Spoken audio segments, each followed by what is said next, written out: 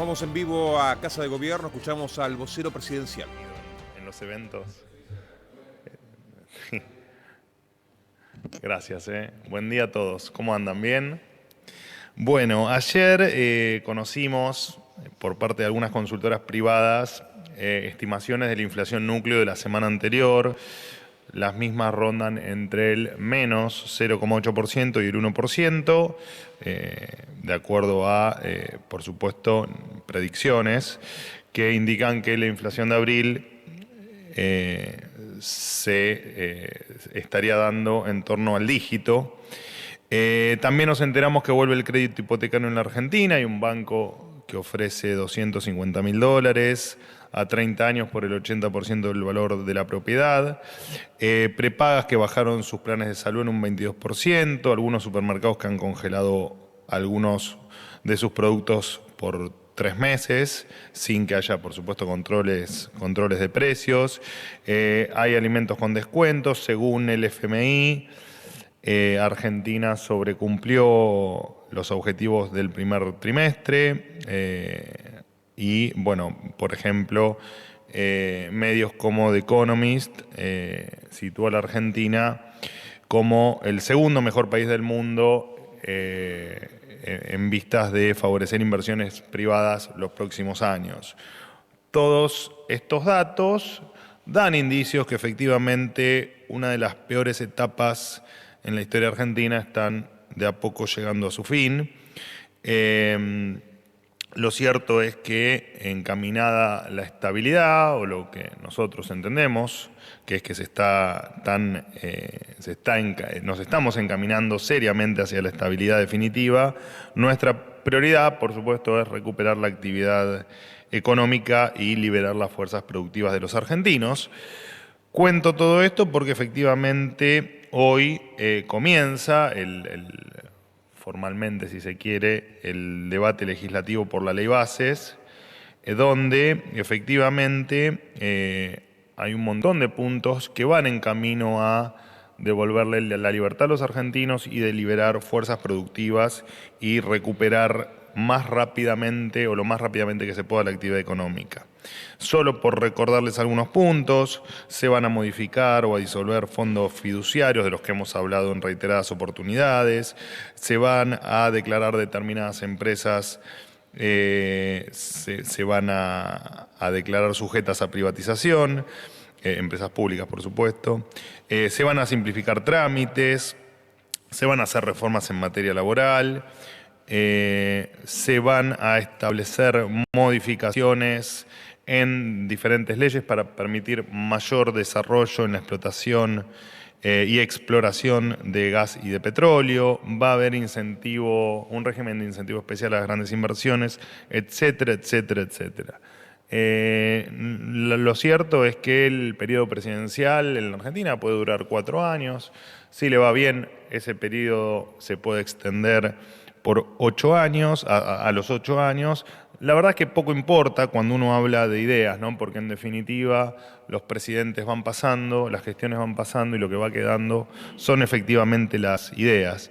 Y efectivamente el presidente de gobierno, el presidente Milei, del cual por supuesto formo parte, es uno de los que seguramente va a quedar en los libros de historia por haber sentado las bases del desarrollo para una Argentina distinta a la que conocimos hasta aquí, a esta Argentina que siempre la hemos definido, o yo la he definido como una Argentina absolutamente decadente. Así que esperemos que hoy sea el inicio de una larga historia por delante que cuente, que en el futuro nos haga sentir orgullosos a todos los argentinos de cómo hemos sacado al país de la más absoluta miseria. Dicho esto, soy todo oídos para lo que tengan ganas de contarme, de preguntarme. Buen día, Manuel. Miguel Nicolich, Radio Rivadavia. Citando textualmente al presidente en su discurso de anoche en la Fundación Libertad, en uno de sus tramos dijo: tiren la ley Bases, igual vamos a lograr todo a pesar de la política. Pregunta: ¿cómo se gobierna a pesar de la política, sin la política? Y la otra pregunta es, recién acabas de mencionar que está concluyendo la etapa más dura, algo más o menos así mencionaste, y el presidente ayer dijo: la motosierra final es cuestión de tiempo. yo agrego, ¿hasta cuándo y dónde? Porque ¿de qué sirve tocar fondo si resucitás ahogado? Bueno, esa es una apreciación tuya, personal, el tema de que si resucitás ahogado, la metáfora que estás utilizando claramente no condice con lo que nosotros pensamos, evaluamos o visualizamos. Al margen de eso, el presidente lo hemos dicho siempre, para nosotros la ley bases es fundamental en términos de largo plazo porque creemos que tiene base, tal como su nombre lo indica, la base o las bases de un montón de cuestiones que en la Argentina tienen que efectivamente, que la Argentina tiene que modificar en términos de libertades y en términos de lo que esas libertades puedan aportar después a diferentes ámbitos, ¿no? Como puede ser la economía, como es a lo que en definitiva te referís, entiendo yo, cuando me hiciste cuando formulaste la pregunta. Y el presidente siempre dijo, de hecho lo logramos a pesar de la política, ¿no? Frase que también ha repetido el presidente Milei en muchas oportunidades. Por supuesto que nos hubiese encantado no estar ahora debatiendo la ley bases y que la ley bases haya sido una realidad hace algunos meses atrás. Y por supuesto que nos hubiese encantado que la política en general acompañe desde un inicio al gobierno del presidente Milei, como tal vez ha pasado en otras nuevas gestiones, ¿no?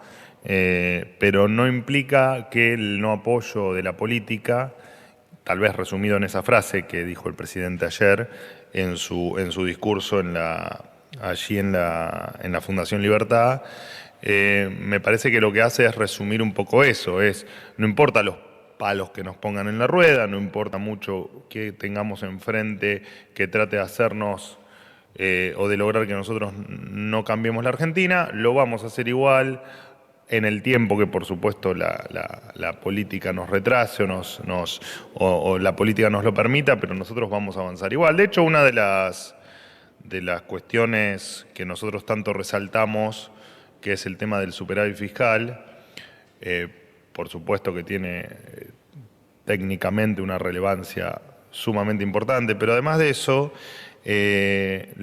siempre dijimos, con la ley bases completa tal vez el superávit fiscal y las finanzas o las arcas públicas de las diferentes jurisdicciones tal vez se hubiesen resentido menos. Pero bueno, en virtud de que la política no nos acompaña, usamos todas las herramientas que tenemos a disposición para seguir avanzando en lo que por lo que la gente nos votó.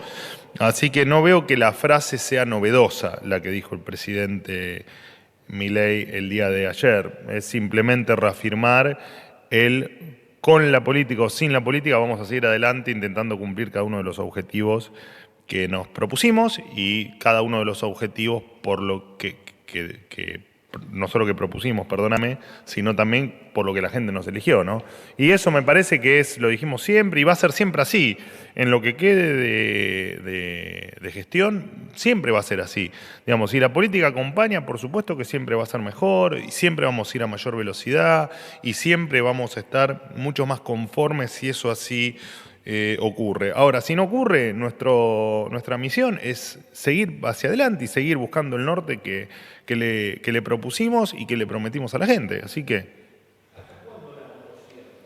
la motosierra es eterna. No hay fin de motosierra. La motosierra es para siempre, porque el camino que estamos transitando recién empieza.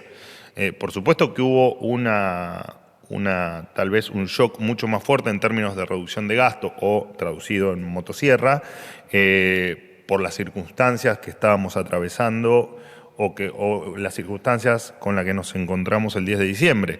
Pero la motosierra es parte de la filosofía de este gobierno, es que cada vez el peso del Estado sea menor y cada vez los bolsillos de los argentinos sufran menos por la presencia del Estado. Así que vamos a hablar de motosierra hoy. Vamos a hablar de motosierra dentro de 4 años y si Dios así lo quiere y los argentinos así consideran, será motosierra por 8 años y va a ser así siempre. De motosierra van a escuchar hablar mucho. Voceros, buenos días. Nicolás Gallardo de CNN Radio. ¿Cómo le va? Muy bien. Iba a ir con una, pero se me ocurre una más, porque lo escuché recién a usted hablando. Igual siempre se te ocurre una más, ¿viste? Se me ocurren varias, sí. Dale. Sintetizo, juro que sintetizo. El tema que usted habló en la introducción del plan económico, bueno, ahora también, con lo cual se me ocurrió preguntarle de lo que ha sido la cadena nacional del presidente, Sí. quien destacó con orgullo el superávit fiscal. Hablando con economistas, les he preguntado cuán sostenible es ese objetivo de mantener el superávit. Menciono solamente 2 o 3 variables importantes, digo, de congelar o directamente no pagar subsidios energéticos a las que fabrican y distribuyen energía, algo parecido vinculado con el transporte, el ajuste en jubilaciones y podríamos seguir un largo etcétera. ¿Cuán sostenible es que estas variables, que entiendo que predominan en el objetivo de gobierno, es sostenible? ¿El gobierno entiende de que este objetivo que se logró realmente en el corto o mediano plazo no se va a poder sostener? Sé que usted es vocero presidencial, sé que es especialista económico, me encantaría preguntárselo al presidente o al ministro de Economía, pero no es posible nunca acá. Con lo cual le quiero preguntar. Ahí me echaste un reclamo, está bien. Sí, está muy pero bien. usted cumple igual ambos Vale, requisitos. vale. Cumple ambos requisitos, por eso se lo pregunto. Si es sostenible o no estos temas, si el gobierno va a seguir de no pagarle ni a Camesa ni al resto de las empresas energéticas. Y mi consulta final corta, ¿cuál va a ser el objetivo de Mondino en China? ¿Se busca desescalar el conflicto con Beijing y se busca reflotar el swap? Eso era la pregunta inicial. Vamos por el final. El Mondino, creo que es la 4ª vez que me lo preguntan. Cuando tenga efectivamente la agenda, los objetivos y la línea del viaje, se las voy a comunicar, todavía no la tengo. Siempre, que también lo dije, siempre los objetivos son profundizar las relaciones entre los pueblos y claramente es una posición del gobierno llevarnos bien con el mundo, digo, ¿no? Independientemente de los pormenores que vos puedas sugerir o que se puedan sugerir con respecto al tema. Con respecto a lo de si es sostenible o no, nosotros como gobierno no llevamos adelante, no tomamos decisiones que no sean sostenibles en el tiempo. Esta o cualquier otra. Por eso, no importa, sobre cualquier tema nosotros no somos improvisados y todo lo que hacemos lo hacemos a sabiendas de que efectivamente es sostenible en el tiempo, si no, no lo hacemos, no lo haríamos. En el caso del superávit, para meterme en la pregunta puntual, efectivamente no solo que es sostenible, sino que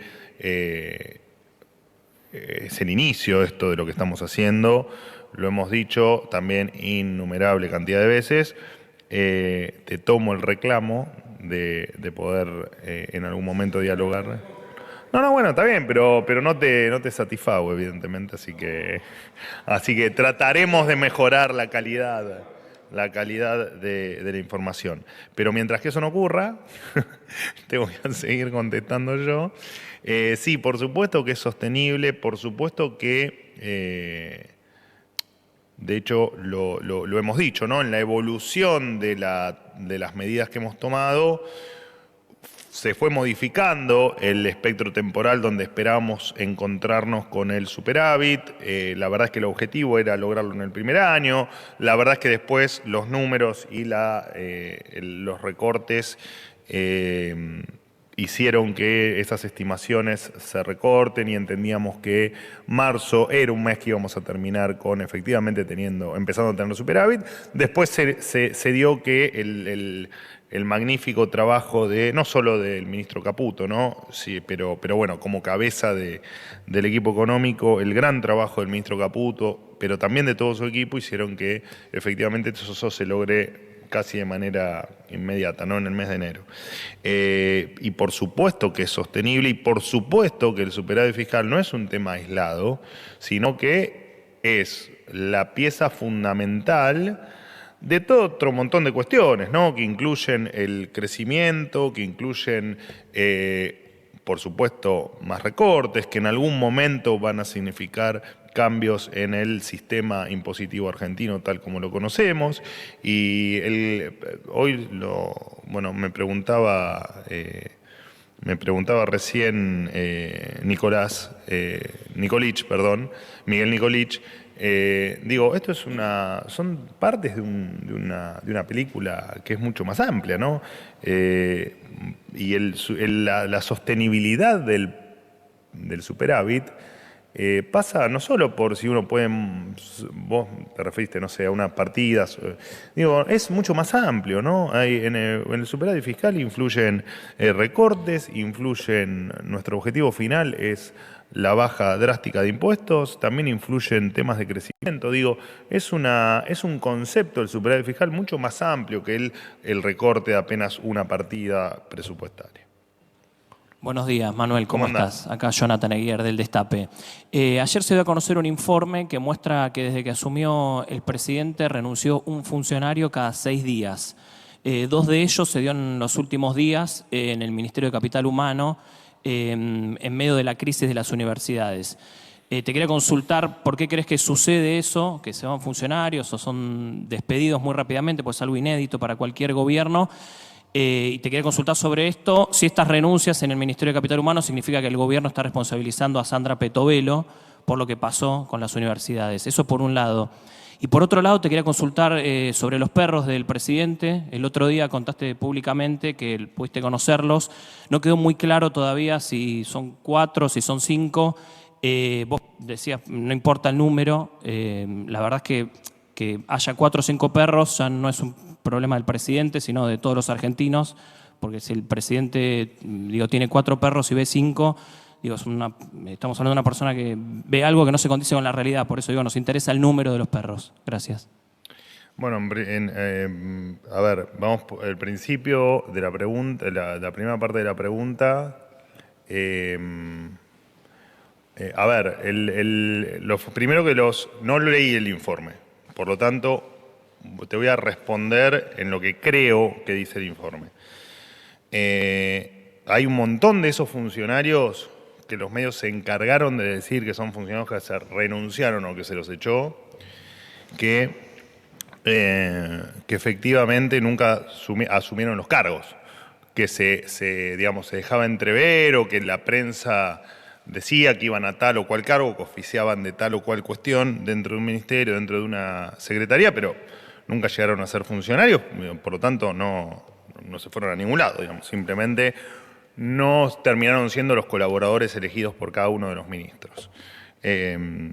Bueno, de hecho a mí me ha pasado, así que eso ha pasado en todos los ministerios.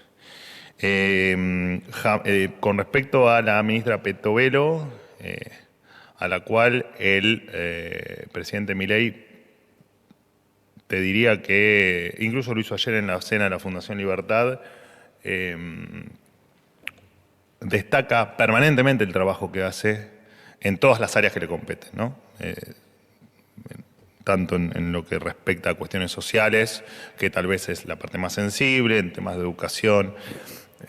Así que no sé por qué habría que responsabilizar a la ministra, porque la verdad es que, de hecho, el tema, lo repito, el tema presupuestario de transferencias ya estaba acordado, transferido, así que no hay nada que achacarle a nadie, menos a la ministra Petovelo, que hace un trabajo, y esto te lo digo también por mí, hace un trabajo absolutamente maravilloso. Con respecto a tu segunda pregunta, mira, la verdad es que lo que sugerís me parece un nivel de, ¿cómo decírtelo? Me parece una falta de respeto definir al presidente como una persona que habla con cosas que no existen. Y te lo digo de verdad, me parece una cuestión absolutamente irrespetuosa. Es meterse con su familia. Y me parece que tenemos que dejar de hablar de determinadas cuestiones que ya lo dije el otro día cuando creo que Fabián me lo preguntó. Ahí está filmando Fabián. O sacándose una selfie, no sé, una de dos. Así que, pero lo que dijiste recién, la verdad que me parece absolutamente desubicado. Sugerir lo que sugeriste me parece desubicado. Sí. ¿Qué tal? Buenos días, Manuel. El presidente Milei, la semana pasada, quedó ya hace lejos en el tiempo, llamó héroes a los personas más ricas de la República Argentina, que además algunos de ellos no viven en el país y sus empresas tampoco tributan, porque tienen sus sedes fiscales en paraísos fiscales. El próximo 1 de mayo habrá una marcha de la CGT.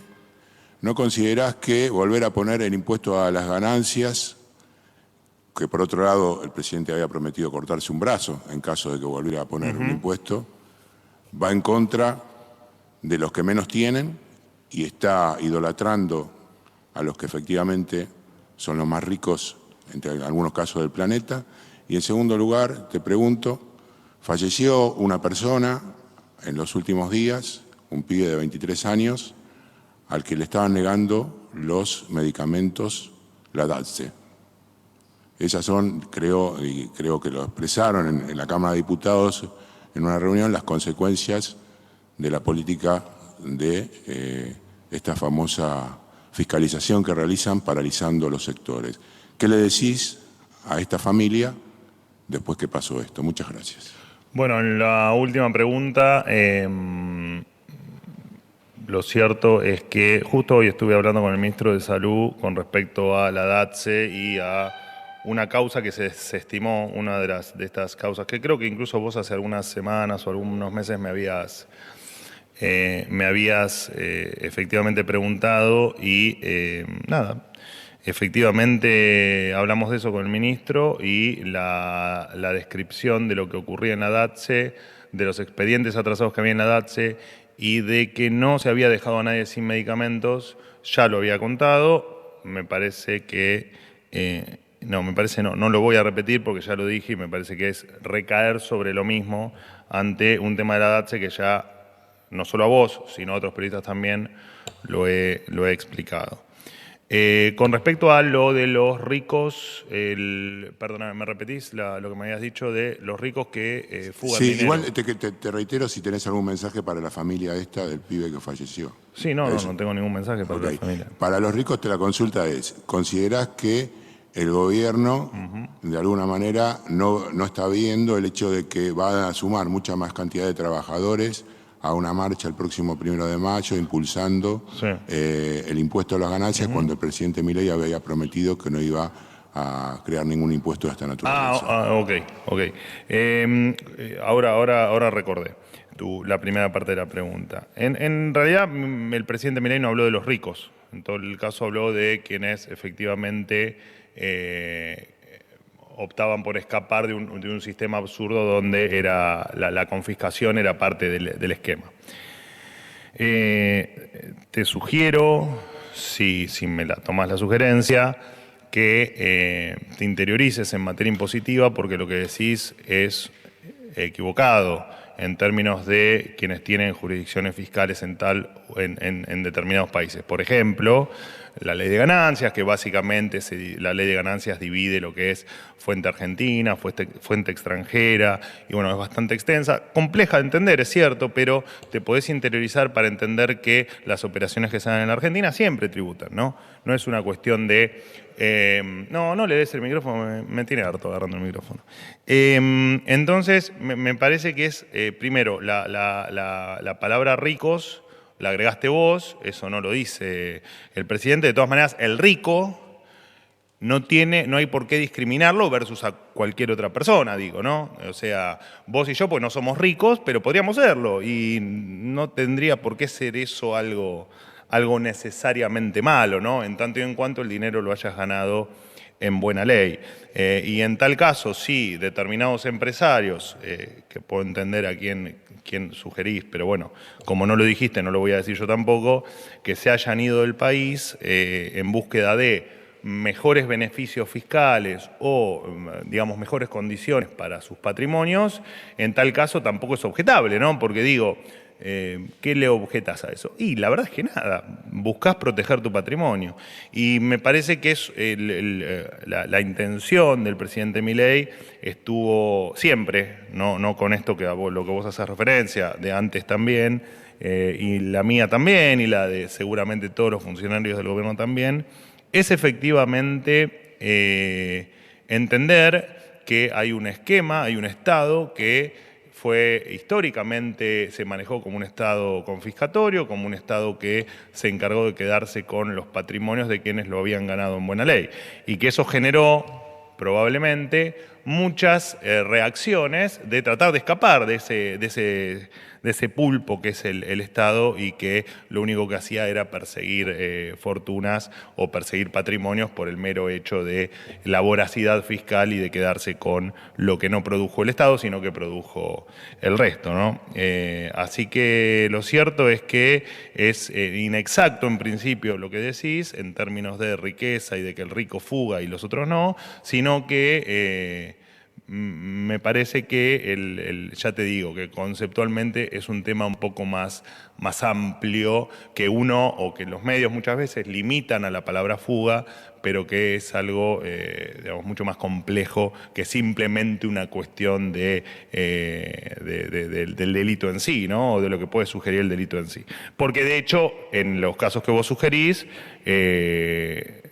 ni siquiera se sugiere un delito, sino simplemente una actitud que la podrás considerar, no sé, fuera de lo que vos harías o alejada de tu filosofía de vida, pero no por eso ni legal ni en contra de la ley. Así que, qué sé yo, no sé.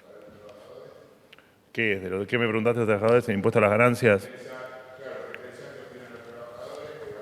Que van a marchar el próximo 1 de mayo, justamente con una medida que los perjudica. No sé, no me meto en la mente de terceros. Preguntale a los trabajadores. Última pregunta. Manuel, buen día. Hernán Mundo, de Radio Nacional. ¿Cómo andás? Quería preguntarte, retomando la consulta que te hacía un colega, si está previsto, si hubo o si lo habrá en próximas horas una reunión entre el presidente y la ministra Petovelo, sobre todo en la semana que se dio la marcha federal universitaria. Y si me permitís, otra pregunta. Sí, claro. En la ley bases, entre las empresas sujetas a privatización, está Aerolíneas Argentinas.